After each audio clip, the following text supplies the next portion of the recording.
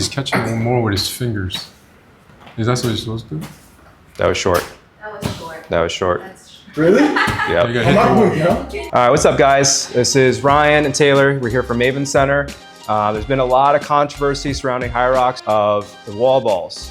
So if you've ever done a HYROX race, you know wall balls is the last station, 100 wall balls to a certain target with a certain weight depending on your gender and division.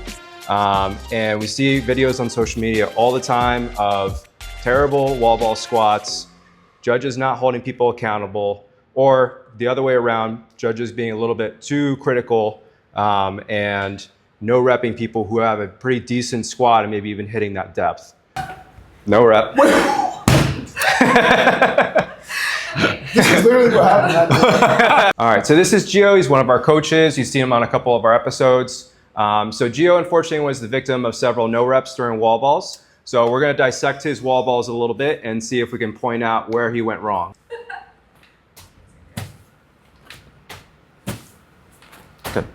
So you can see Gio's getting down pretty well into his squat. Again, when we're looking at that squat depth, per the HYROX rulebook, they want that hip crease below the level of your knee. So Gio, get into a nice deep squat for me. Okay, so you can see his hip crease right where his hip meets his upper body. That is where your hip crease is. That should be below the knee. Now Gio has something in his knee that doesn't, you can come up, that doesn't let him get any lower than that. So that is his ultimate squat depth. Okay, so that is the possibly lowest that he can go. So keeping that in mind, when he's in a fatigue state, okay, after the end of the race, some of those reps were probably a little bit shortchanged in terms of the squat depth. So that's why he got no reps. Yeah. So Gio has very, very little room for error in terms of his squat depth. So I can get down pretty low. So you can clearly see my hip crease is way below the top of my knee, right? So that's my full squat depth while I'm able to keep an upright posture with my back. And then I'm able to catch that back into my next rep. So another reason that we'll see a decrease in proficiency, Gio, if you want to come over, is lack of consistency or just lack of training on your actual throw for the wall ball. So we'll see a lot of people catch that in a bunch of different positions. Most commonly is the one that's coming down way too far in front of you. And what that does is going to pull your chest forward. It's going to cause you to come off balance, and you're not going to be able to hit that squat depth.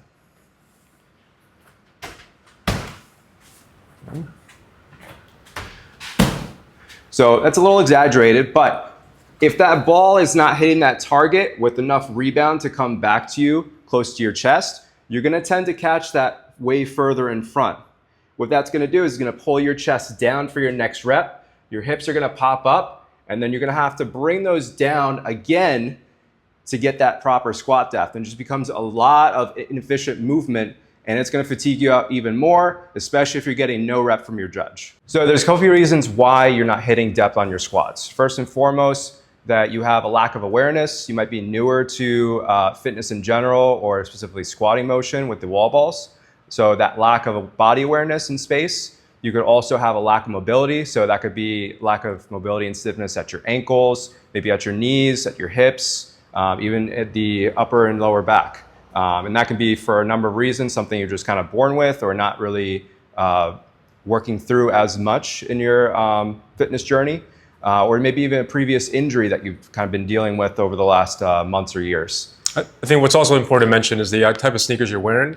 So if you know that those are brand new sneakers, you wanted to break it out for the HYROX, and if that's the first time you're doing 100 wall balls when you're all fatigued out, and you got these fluffy, nice brand new sneakers on that don't have that flatness to it, what happens is you might be losing balance a lot. So they're either not practicing enough with the equipment that they're going to be using on race day, or they're just inconsistent with their motion or their form.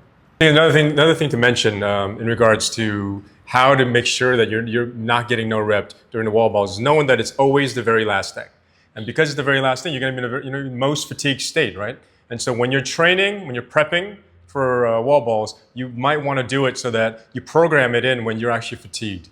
So what are some things that we do, or main thing that we do to make sure that our members are able to go down low enough so they don't get no repped, is use a box, and we have them just tap their butt with each rep, right? And so here Ryan He's already got a low depth. But anybody who has a squat, a lack of squat depth is someone like Gio who's having a hard time. But the thing that you want to consider is the fact that height and leg length is going to matter. And so Gio is very tall, long-legged, so he's going to need a little bit of padding to just make sure that we raise that surface up to accommodate for that, right? And so same thing, he's going to go for that depth, right? Now, if they can't get down low enough, you start out a little higher. Once they become more proficient and efficient at it, then they will be able to go down a little bit lower. Now, if there are any like impairments with their ankles and ankle mobility, hip mobility, then those are things that you got to kind of work on and focus on to make sure that's improved. But yeah, that would be for Gio. And then for someone who's a little shorter, like Roman here, then what we do is we could take this away simply because he's got less length in the legs, right? And so we're going to work on, yeah, and there you go. Good. Awesome. So try it out, guys. Let us know what you think about the squat depth drill. And if you have any tips or tricks yourself to get more proficient at wall balls, go ahead and make a comment on the video.